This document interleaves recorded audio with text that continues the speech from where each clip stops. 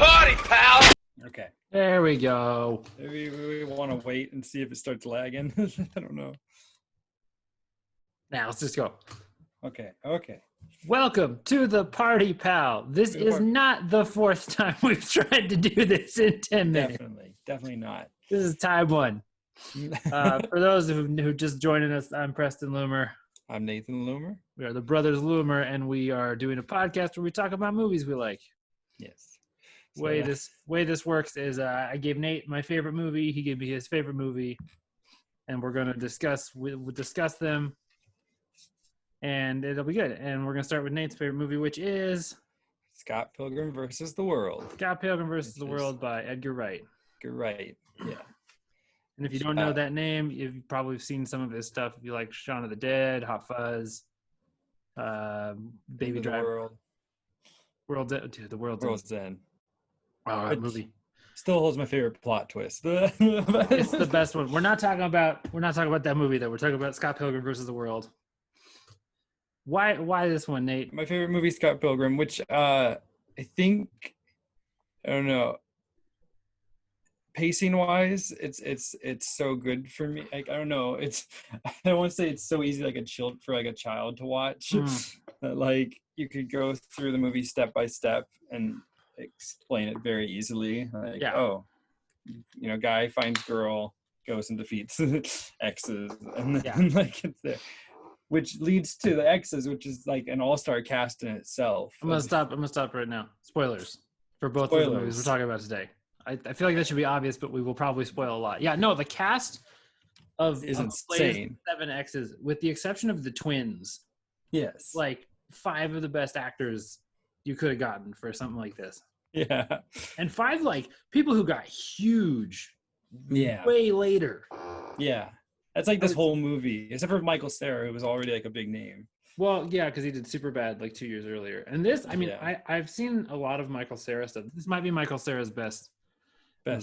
Except for Michael, I love Michael Cera. So what's it called? The one where they're at the party and the world starts ending. Just because. Oh yeah. The other world ending movie. Yeah, this is the end. Oh yeah, this is the end, which is just not him.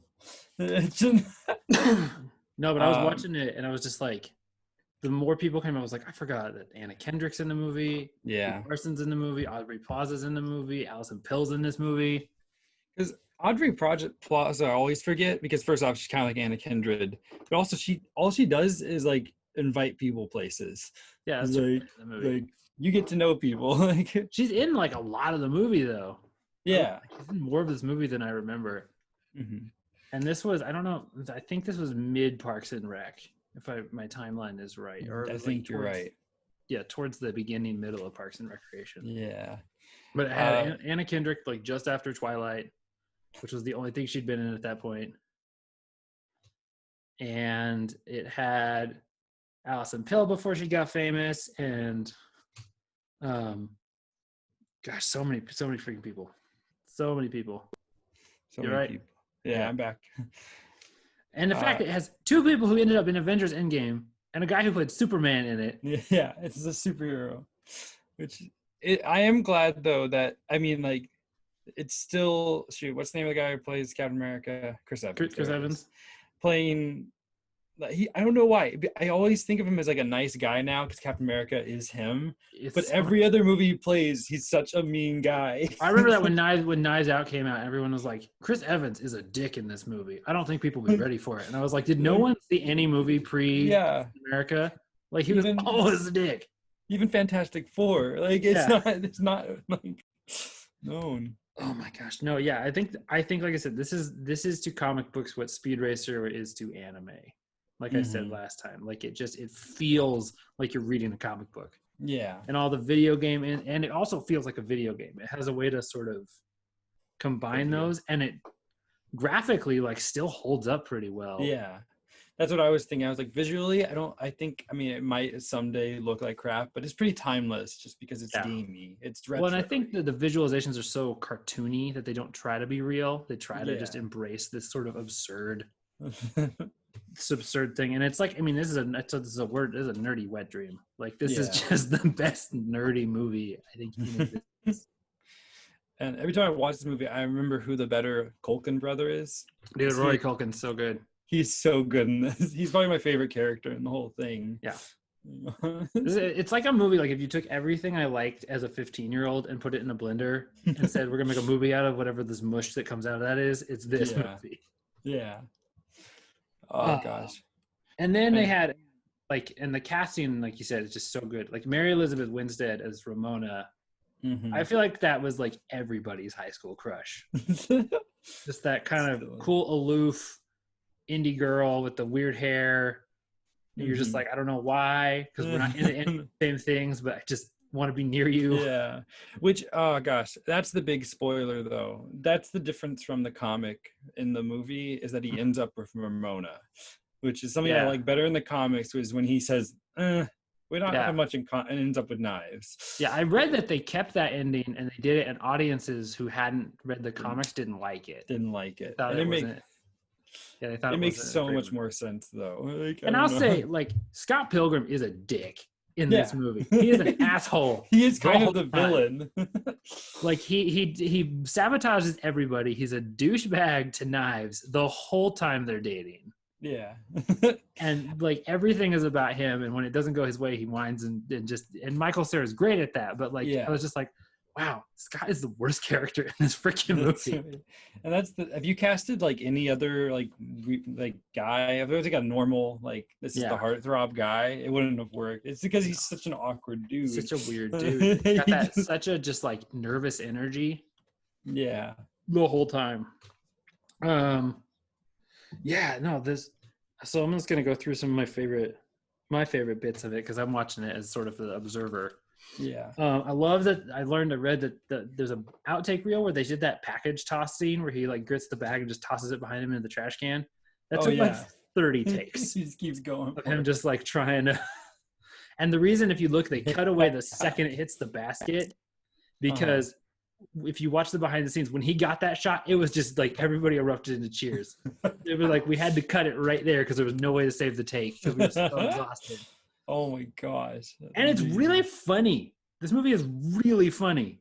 Yeah. All the subtle ins and the weird lines and the bread makes you fat. I mean, makes you fat. I quote this movie all the time. Yeah. I got the bathroom. I can't even quote it right now though. I gotta use the drink in the bathroom. I gotta pee on her. Yeah, I gotta pee on her. It's getting worse. And it's just so good. That and the soundtrack for this movie is so cool. Yeah. Indie punk, kind of all that interesting sounds. So here's my question. What's your favorite song in the film? I like Garbage Truck. But Garbage Truck's good. I don't know why. I like Black Sheep. Yeah. I think Black Sheep's the one that I dig. Well, I love it because, I don't know, like, when they're like a fun little garage band who are really good, but then when you see her, that song's so perfect because you're like, that would be like the famous band song. Yeah, it works. They didn't just throw random stuff in. Well, and they modeled her off of an actual singer who sang that song. Oh, okay. That's one of the only ones that's a cover that they didn't. Oh, that's a cover. I did not know that. Yeah, they created most of the other ones for the movie, but that one's one of the ones that they stole from another band. Which is cool. If you have the album, if you buy the album of it, you get Beck actually doing the songs that he like wrote for this. Yeah, I love Wallace. I love Roy Culkin. I think he's the best character probably in the whole movie. Scott's gay roommate. And I love the part where they turn around, he's kissing Anna Kendrick's boyfriend, and she's like, Wallace again? And it's like, this is not the first time. Yeah. Oh gosh. It's just like so good. There's a scene where he sits up and then the boyfriend sits up and then the other boyfriend sits up and they're just like all in bed with Scott. I don't know. And you buy a lot of stuff like, I don't know. I think a lot of other movies would make me angry if they did like somebody died and then there was the whole extra life thing. But the fact that like it takes so long for him to get the extra life, like he's just like going through this weird dream to get there. It makes like more sense because I don't know if you've read or seen Ready Player One. No, I haven't. So in Ready Player One, they have a similar bit. That's the movie that tried to be the best video game movie ever. Yeah. And they have an extra life bit, but it doesn't feel like it earned it the same way this one did. And when they give him the extra life, I mean, when he uses it, you kind of forget he has it until he whips it out, and then you're like, oh crap, he had that extra life that he earned. Twins. Yeah, which is great. I watched this, and I watched the action scenes in it, and I was like, man, I wish we could just see the Edgar Wright Ant-Man. Yeah, like I don't have a problem. I enjoyed Ant-Man, but I'm like, man, he would have added something to it. So great. Which is why I think they didn't end up going with him, because I think he was gonna, just be too different. That's what I said. I think they were trying to build up to the Avengers, and it wouldn't have been a part of like that chronological thing. It would have kind of done, it would have kind of everything since like the first Avengers in the MCU felt very the same, because they had to fit together more, and this they would have just been so weird. And now they're opening up, because I'm so excited for the Sam Raimi directing something. Sam Raimi, Doctor Strange, man. It's gonna be hype. It's gonna be so good. I mean, Sam Raimi made the best superhero movie of the 2000s. So yeah. Yep. Arguably. I'm sure there's some Dark Knight diehards who will. That's not true. My favorite superhero is The Incredibles, but But it's fine. But they cheated. They used animation. So speaking of Marvel, the best Chris is in this movie. I will die saying Chris Evans is the best Hollywood Chris. Yeah. I will go down to history. I am a Chris Evans stan. I think he's the best. I love him as this part. And I love there's a video essay Patrick Willems did talking about how Michael Bay is like a film auteur. Yeah. And explaining like how nobody can do the action the way Bay does it. This movie did it. That shot of him in the phone booth, I was like, that's the most Michael Bay scene of it flying around the camera and him turning and then like saying his douchey line. Yeah. And then his stunt team, which is his actual stunt team. I learned that. Those are actually Chris Evans stunt doubles who played the stunt team in the movie. Oh my gosh. Yeah. That's amazing. And my favorite boss battle still is it number 3. Todd's my favorite. Yeah. The whole sequence of him like actually being more powerful, and the only way to stop him is to make him drink milk. It's like the scene from The Princess Bride with the poison cups.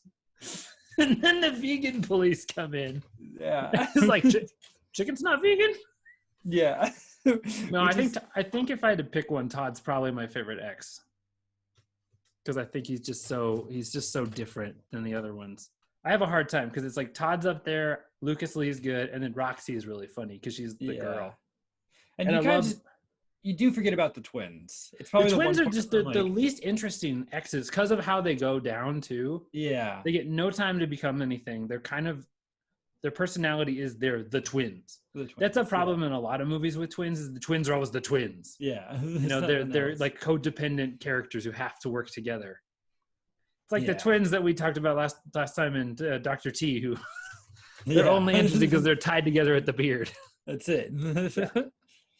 No, and I love Roxy. I think that Mae Whitman. Gosh, Mae Whitman's my favorite. I was like, make Mae Whitman a superhero. Yeah, I want her to be one. That and this solidified my crush on Brie Larson. Even more. It's what started it, and then it's just been going. Yeah. I don't know. The only thing I think one of the weaker points is later on in the movie, the bandmates, like, is it Steven? I can't remember the name. Steven and Neil and Kim. That's what Alison Pill's character is. They kind of get, I don't know, by the end of it, you kind of forget they're there. Like, I don't know. You do, except Kim. Like, Alison Pill's probably the best member of the band. Just because she hits... She's one of those actresses that I'm like, you remember her in the movie, even if you don't remember anything else about the movie. Yeah. Because, I mean, she gets to yell the sex bomb thing at the beginning. I guess Steven is probably the most forgettable character for me. Yeah.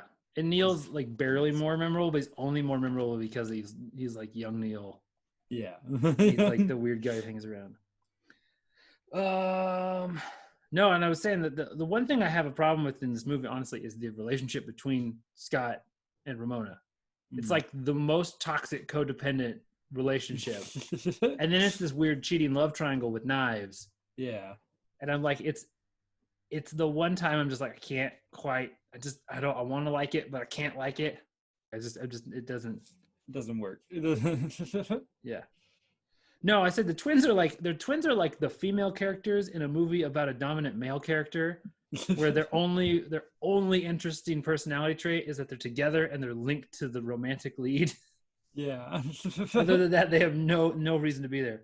But I do love that the ending, it's Michael Cera versus Jason Schwartzman. It's like the two nerdiest humans you could have found fighting for a girl who's way out of either of their leagues. Oh, Jason Schwartzman's one of those guys that, like, I know him from a million things. I couldn't tell you the name of any of those movies besides Scott Pilgrim, probably. I know Rushmore. Rushmore. He does a lot of Wes Anderson stuff. Yeah, that's why. I'm like, it's very blended, but I love him so much. And this. Gosh, he's so funny. I also was like, nobody in this movie, that no it takes place in Toronto, nobody sounds Canadian. No. It's very American. It's very American Canada. Yeah. Oh, I don't know. I'm surprised, though, that when Edgar Wright does movies like this and Baby Driver, like more American movies, there's never cameos from the British actors. Like, he does that with every other movie, and I wonder why that is. I don't know if it's a contract thing or something, but I think it's just a branding. I think, you know, you don't want to end up being the guy who, like, every time you make a movie, you're like, oh, where's Simon Pegg? Where's, you know, where's that guy who's always in these movies? I mean, think about the number of Scorsese movies that have Robert De Niro in them. Like, it's a lot.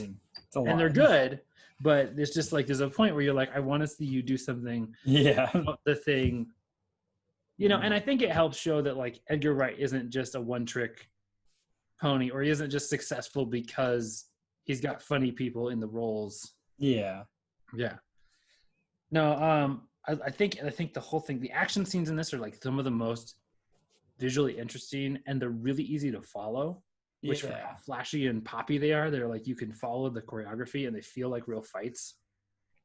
Yeah, that's what I was gonna bring up. I said it's every other action movie is so chaotic and you don't feel the punch. Yeah, you really feel the punches in this.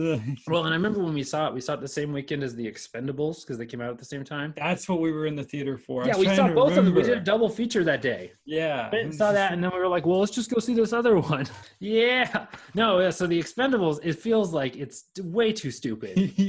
And this was like way better than that.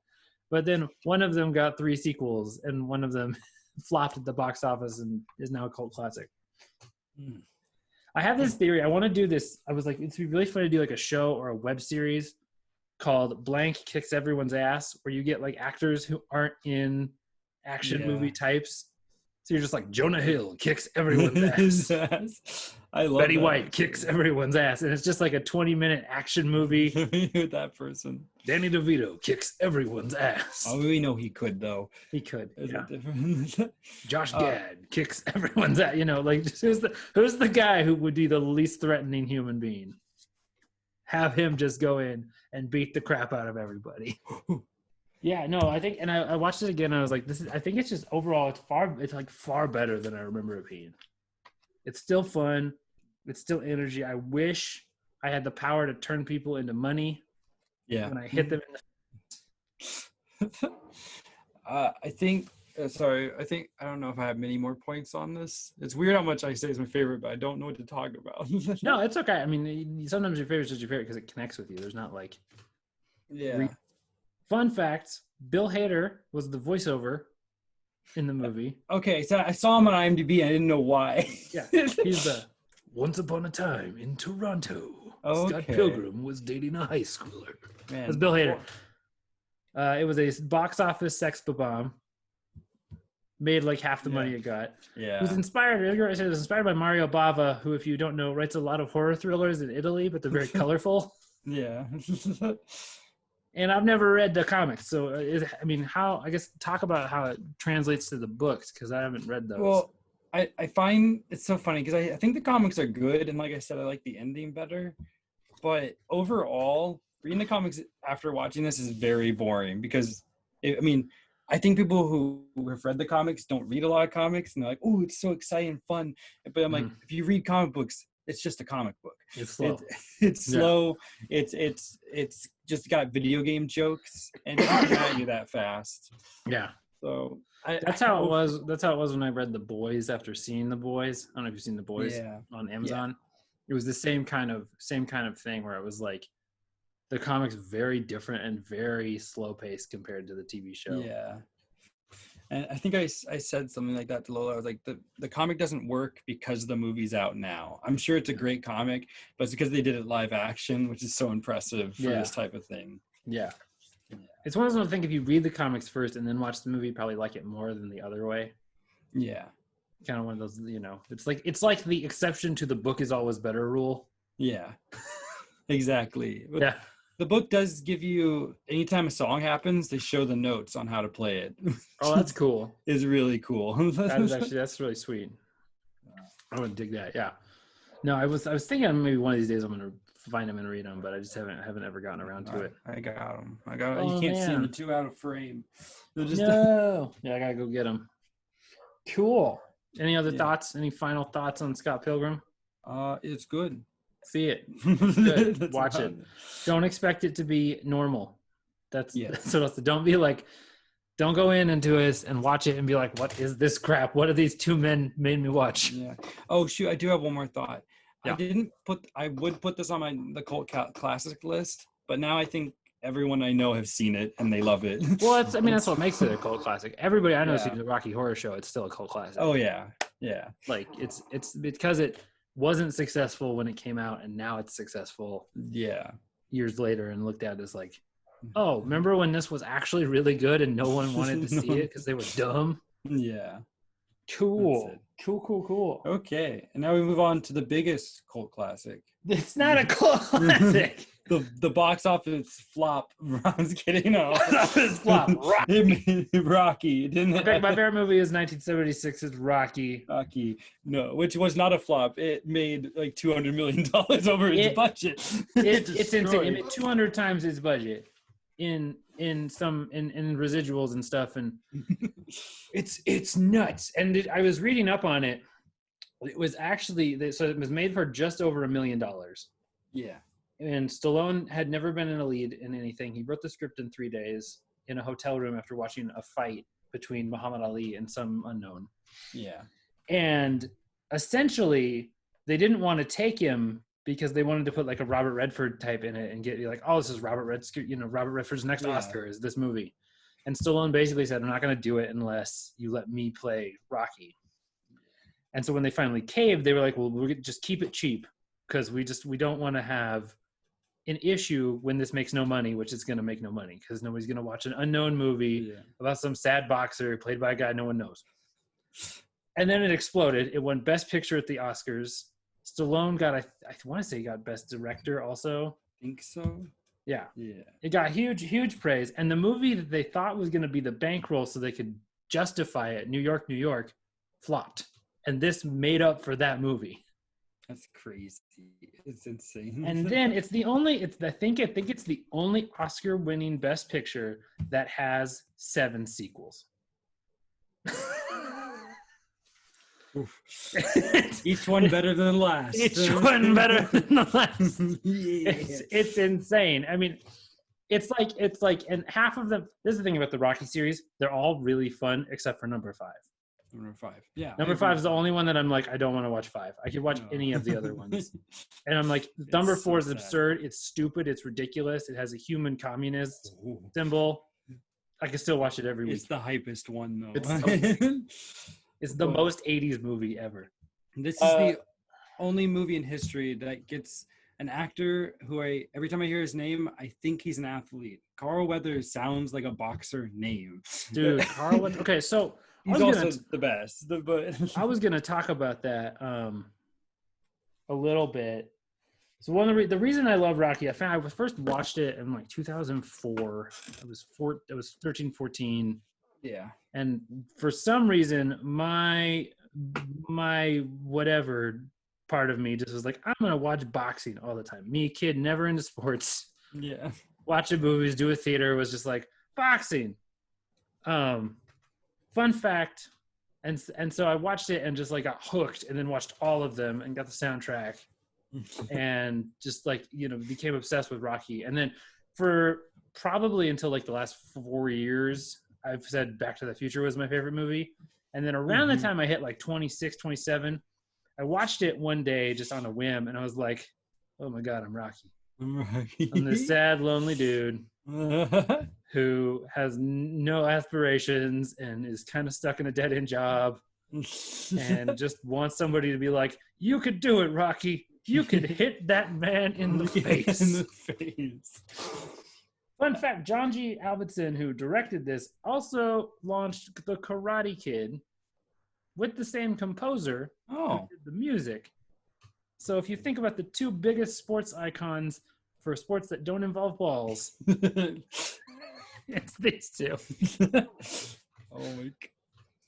Yeah, you were saying? I think I was gonna say my favorite part about the first two Rockies is that Apollo is like a villain. Yeah, but he's not. He's just like a really cocky guy. And I love that. I just watched a bunch because of all this stuff that's going on, politically. I was watching a bunch of Black History things, and I watched one on movies. And the 70s were really Black exploitation movies. It was like stereotypical Black people who were all pimps and hoes. They had these personalities to them that were very stereotypical. So to have Stallone write an affluent, successful Black man, who was based on Muhammad Ali, and Joe Frazier and those other kind of huge sports guys, but to have him, and he's like, you watch this. I got the script and looked at it. He's well spoken. He's educated. He clearly knows what he's talking about. Yes, he's a little cocky. But like when you're the champion of some successful sport, you get the right to be, I think, a little overconfident. Yeah. And he's going into this fight, Rocky. I mean, the thing is, Rocky's not supposed to win the fight. Like Rocky's never supposed to be the guy who goes all the way. They pick him because they're like, he's some guy who's like an Italian American nobody knows of. He'll go down in round 2, and we'll just yay America. And and there's this wonderful moment in the end of I think it's the first time Apollo gets knocked over in the first round, and he stands up, and you have this look on Carl Weathers' face where you can see him go from this is a game to no, this is a fight. Like I was playing. He's here to win. But the best part of that is that he has to have that in his head, but he still keeps the I have to pretend like I'm cocky. Like I can't I gotta keep the bit. I gotta keep the personality. The whole fight. But then you get that final moment at the end, with the very last round, and Rocky gets knocked down, and he stands back up, and he looks at Apollo, and he's like, "Come on!" And you just see Apollo like, "God, dude, come on, man! This was supposed to be a joke, and now we're gonna go to the hospital together because I just got the crap kicked out of me." Well, and I love is that the movie, you watch the journey of Rocky in the movie. It goes from, he starts out very, he wants the fight. He wants to be a success. He wants, but he doesn't really want the success of boxing. He just wants to say I had my turn. Yeah. And he wants someone to notice him. And the thing that he does at the end is he turns, when finally the fight's over, he calls for Adrian, who's the only person in the whole movie who gave a crap about him before he was famous, or didn't give a crap about him because he was the guy who was going to fight Apollo Creed. Yeah. His boss at his job starts being nicer to him and being like, oh, I'll give you some bonuses because you're going to fight Apollo and make me famous because I work, you work for me. Yeah. Ollie starts helping him out because of that. And, and everybody does that. But Adrian's the one who is like, no, I just like Rocky because he's the weird, the quirky dude who comes into the pet store and talks to me. Rewatching it, that's something I completely forgot how great that relationship is. It's the best. It's probably the best relationship in any movie series. Because you totally buy it too. He just comes into this fish pet store thing, and it's just buy food for his turtles. Just because, they don't make a big deal out of it. And then, I mean, there's that one scene that's a little rapey. Yeah, a little bit. Where he calls over to the apartment, but he never forces it. He does. He's like, come on, just, come up. It's fine. And he never pushes. He just says, I'm going upstairs. You want to come, you can come. And then she joins him, and sort of it slowly. I mean, so it's probably could have been done less coercion-y than it was, but it's not it still shows Rocky's not a pushy douchebag. Yeah. And he cares about Adrian. And there's an interesting moment in that where her glasses come off. And then from that point in the movie, she's much more confident. Mm-hmm. Almost the removal of her glasses is a symbol for how Rocky's allowing her to stop being subservient and shy and be her own independent person. Yeah. Oh, so good. And of course, Meredith, who Oh my gosh, is yes. probably the most quotable person in the movie. You're gonna eat lightning and you're gonna grab thunder. Oh gosh, he's the reason why after I watch this, a part of me always goes, I have to watch the sequel, because it's training Rocky to fight differently in the second one. Those montages, And the third one, where everything flips. Yeah. No, he's so good, and like for a guy who was known as the Penguin up to that point. Penguin in the Adam West Batman series. Well, and I love there's that moment too when he's they're in the apartment after Mickey's like, I want to train you, and Rocky goes in the bathroom and yells the thing of like, you had your prime, I never got mine, you never gave me the chance to have it, you know, and now that I have a chance to do something, you want to come in here, like you're an opportunistic, you know, asshole, you don't care about me. And Mickey has no comeback. He just turns around and is like, okay, and walks out. Yeah. You know, and I was like, I've never seen that in a movie. They're always, you know, they write it in a way that somebody always has a final jab or a last line. And this one, it was just like, no, he has no comeback. He has no way to save this relationship. He knows he's the one who screwed up, and he has to go and like hope Rocky comes to him. Oh, brilliant. Also, soundtrack wise, I don't know why I always think Eye of a Tiger is in this one. It's not. It's just Gonna Fly Now. But nothing hypes me up more than that song. Gonna Fly Now. It's the best song. Like, I've run to it all the time. Also, fun fact about music: Frank Stallone, Sylvester Stallone's younger brother, is one of the musicians singing at the beginning of the movie. He had a semi-successful hit in the 80s called Far From Over. It is about as good as you'd expect a semi-successful hit from a guy who's related to Sylvester Stallone to be. Right. It's not bad, but it's very interesting. It's like it's such. But I was like, it's so cool. And then you see him, you're like, oh yeah, that's definitely a guy who looks like Sylvester Stallone. But you wouldn't realize it if you didn't like think about it. Yeah. Yeah, and I think. See if I have any other notes that I wrote down. It was the highest grossing film of the year that year, as one of the highest grossing movies of the 70s. Which is so weird because it's so realistic compared to everything else of that time. Fun fact too, the poster, you know, the scene where he's in the things like the posters, like the shorts are wrong. I'm having these shorts with these.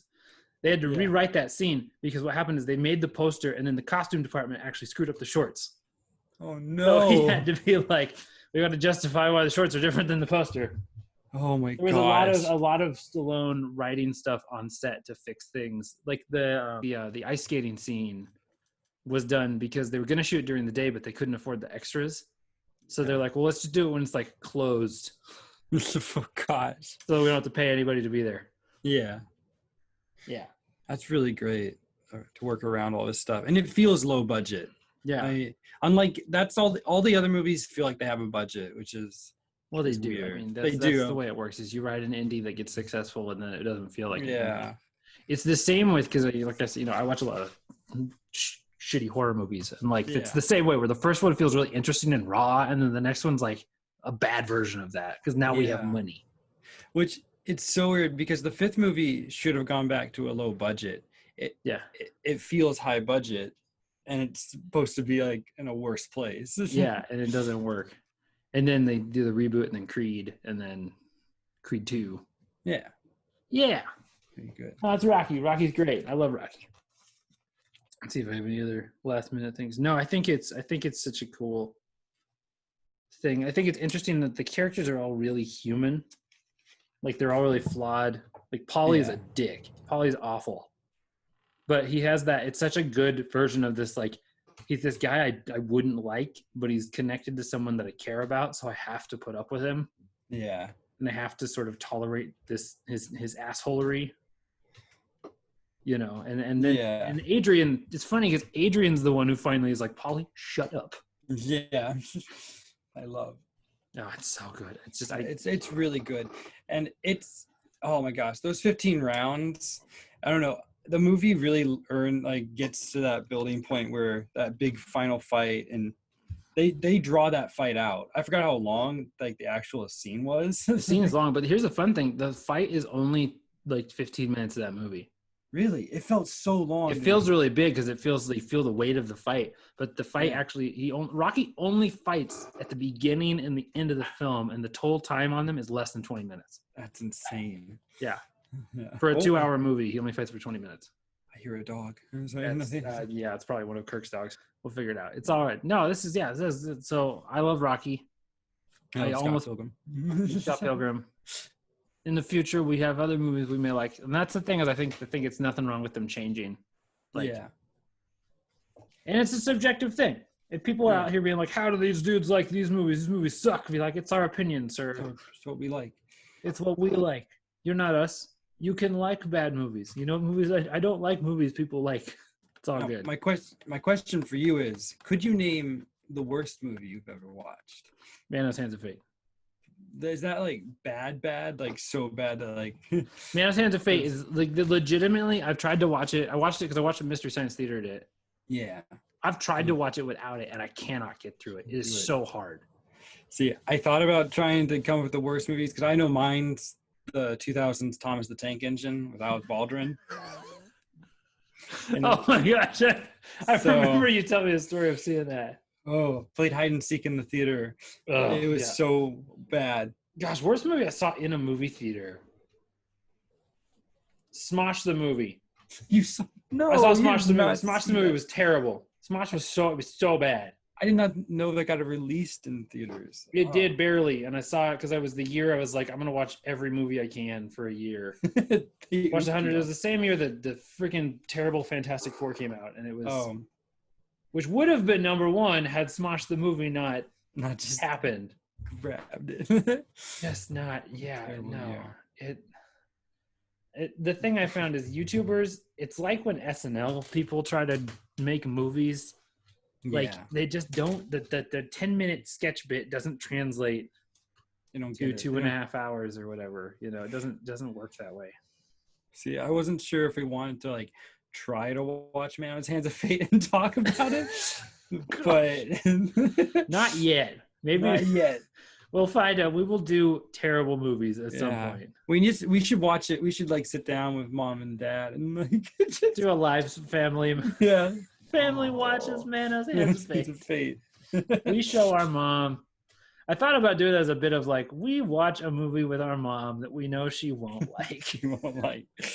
Yeah. Like how Screen Junkies does the like, they made Hal watch the 50 Shades of Grey series with his mom. Yeah. I don't want to watch 50 Shades of Grey. No. And I definitely don't want to watch it with mom. Yeah. Last thing I want to do. That's the last thing. Yeah. We should figure out what we're doing next time though. And since I picked this category, I think you should pick the next one. Now you sent me a thing of like ideas. I'm gonna. I sent you ideas. You don't have to choose those if you have a better one. No, I don't have any ideas. Do you think? Who do you think I am? I don't know. I thought you were smart or something. Okay. Oh gosh. Wait. If we do Oscar movie comparison, I'm trying to think. Well, then the question with Oscar movies is, do we do like comparing ones from a certain decade or like ones that won versus things that didn't? Yeah. Yeah. Oh. Let's see. Guilty pleasure movie is a good one. Guilty pleasures are good.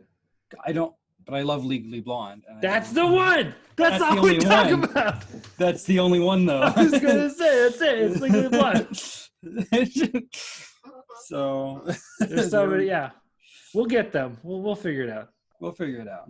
We always do. We'll talk about it off podcast. Do some other stuff. Also, I want to say, Rocky was turned into a musical 5 years ago, which means Eye of the Tiger is officially a song you can use as an audition song. No, I didn't think about that. Yeah. It's in the musical. You can do it. Musical's not great. The songs are okay, but the musical's not great. No. So, for those of you who are musical theater fans. And how is Scott Pilgrim not a musical? It is a musical. It's a musical film. But it needs to go on the stage. That's what it needs to do, yeah. Matthew Patel as everybody. It's everybody. Matthew Patel is a mood. Yeah. He just like, I think he's the best one to start with because he's so different than the other X's, and he just comes in so aggressively like himself. Yeah, he does. All the hair flips and the head bobs and it's so great. Demon hipster chicks. It's probably the weirdest fight, which is funny to say it's right off the bat. Yeah, it just doesn't make sense. You're like, oh, I know what I'm in for. I think it just sets up like, oh, these are going to be odd. Yeah. Oh, unlike Rocky, which is normal fights. Rocky is just men fighting. Yeah, it's standard boxers doing boxer stuff. Yeah, that's it. They tried to make, and then they made. Have you seen Real Steel? I saw the trailer. But Yeah, the one with Hugh Jackman and the robot. Hugh Jackman, the robot. It's Rocky. Yeah. It's the same movie. The robot is Rocky. So I was like, this is the same movie. It's about a guy who probably shouldn't win fights, who wins fights, and he wins fights not because he's a good fighter, because the robot that they have is nigh indestructible. The same way that Rocky Balboa. I was like, Rocky Balboa is a terrible boxer. He gets punched in the face far too much. So much so that they criticized it. Boxers were like criticizing it in the first couple, and then they wrote that as his like thing. They're like, Rocky Balboa has the hardest face of any human in existence. Yeah. And when he just doesn't fall down when he gets punched there. I think it's in the fourth movie when Drago goes like, it's like steel. It's like punching iron. And you're just punching iron. You're like, ooh. I'm like, what is Rocky's face? What is Rocky's face doing? Oh gosh. Yeah. There you go. Those are our favorite movies. If you want to watch them, they're on the internet. Somewhere. Hopefully. I mean, most things are on the internet now. Yeah, I think it was $4 for me to rent Rocky. Also, exciting news: if you are listening to us rather than watching us on YouTube, this podcast is now on iTunes. You can iTunes it, and I think we just got on Spotify. I don't know; I haven't found it yet. But podcasts where podcasts be podcasting. Yeah, exactly. Yeah. Cool. So we'll do another one of these in a couple weeks, and we'll have some fun. And thanks for tuning in. Yeah. And anything else you want to say, Nate? Love you guys. I don't know. We need a better sign off. Yippee-ki-yay, motherfucker. No, that's probably not it. What's that? We should just choose a different movie line every time. That's our sign off. Yeah. I know. I don't know. Until next time, fish are friends, not food. I love it, yeah. Oh, gosh. All right. See you later, dude.